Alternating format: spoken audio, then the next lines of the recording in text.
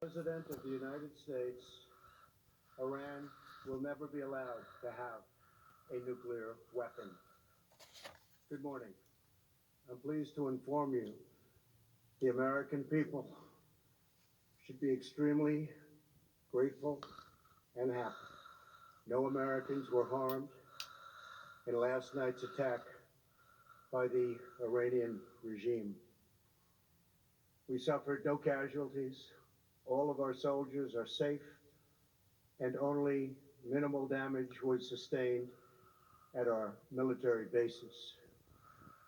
Our great American forces are prepared for anything. Iran appears to be standing down, which is a good thing for all parties concerned and a very good thing for the world. No American or Iraqi lives were lost because of the precautions taken, the dispersal of forces, and an early warning system that worked very well. I salute the incredible skill and courage of America's men and women in uniform. For far too long, all the way back to 1979 to be exact, nations have tolerated Iran's destructive and destabilizing behavior in the Middle East and beyond. Those days are over. Iran has been the leading sponsor of terrorism, and their pursuit of nuclear weapons threatens the civilized world. We will never let that happen. Last week, we took decisive action to stop a ruthless terrorist from threatening American lives. At my direction, the United States military eliminated the world's top terrorist, Qasem Soleimani. As the head of the Quds Force, Soleimani was personally responsible for some of the absolutely worst atrocities. He trained terrorist armies, including Hezbollah, launching terrorist strikes against civilian targets. He fueled bloody civil wars all across the region. He viciously wounded and murdered thousands of U.S. troops, including the planting of roadside bombs that maim and dismember their victims. Soleimani directed the recent attacks on U.S. personnel in Iraq that badly wounded 4 service members and killed 1 American, and he orchestrated the violent assault on the U.S. Embassy in Baghdad. In recent days, he was planning new attacks on American targets, but we stopped him. Soleimani's hands were drenched in both American and Iranian blood. He should have been terminated long ago. By removing Soleimani, we have sent a powerful message to terrorists. If you value your own life, you will not threaten the lives of our people. As we continue to evaluate options in response to Iranian aggression, the United States will immediately impose additional punishing economic sanctions on the Iranian regime. These powerful sanctions will remain until Iran changes its behavior.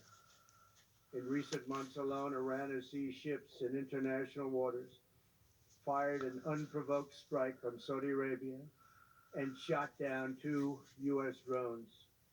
Iran's hostilities substantially increased after the foolish Iran nuclear deal was signed in 2013, and they were given $150 billion, not to mention $1.8 billion in cash. Instead of saying thank you to the United States, they chanted death to America. In fact, they chanted death to America the day the agreement was signed.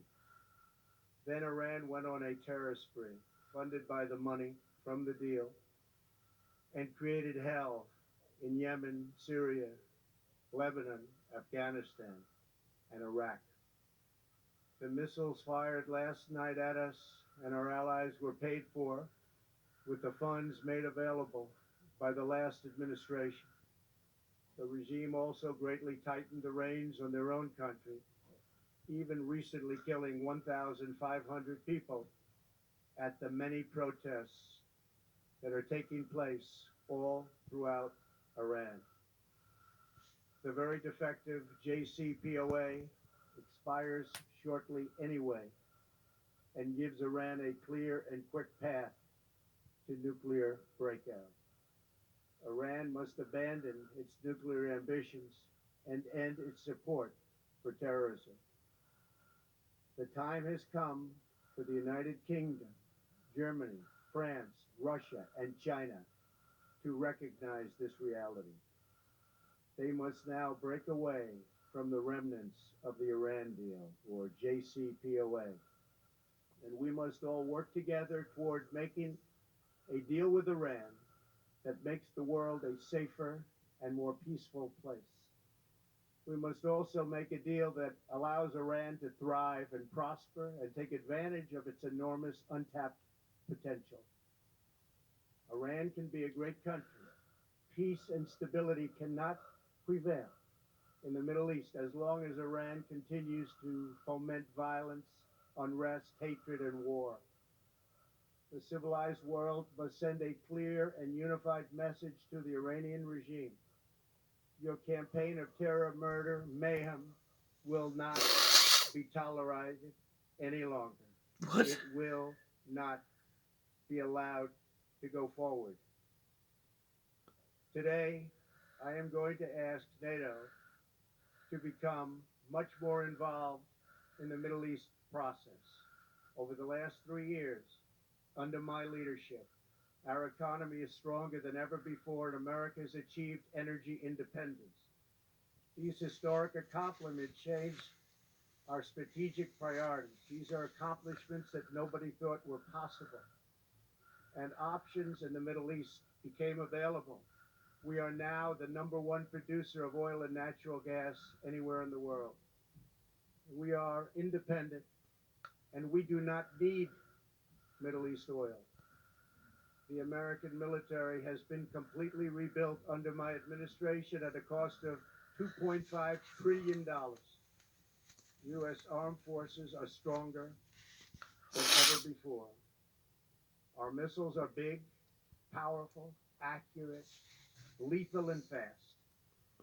Under construction are many hypersonic missiles. The fact that we have this great military and equipment, however, does not mean we have to use it. We do not want to use it. American strength, both military and economic, is the best deterrent. 3 months ago, after destroying 100% of ISIS and its territorial caliphate, we killed the savage leader of ISIS, al-Baghdadi, who was responsible for so much death, including the mass beheadings of Christians, Muslims, and all who stood in his way. He was a monster. Al-Baghdadi was trying again to rebuild the ISIS caliphate and failed. Tens of thousands of ISIS fighters have been killed or captured during my administration. Oh, whatever. ISIS is a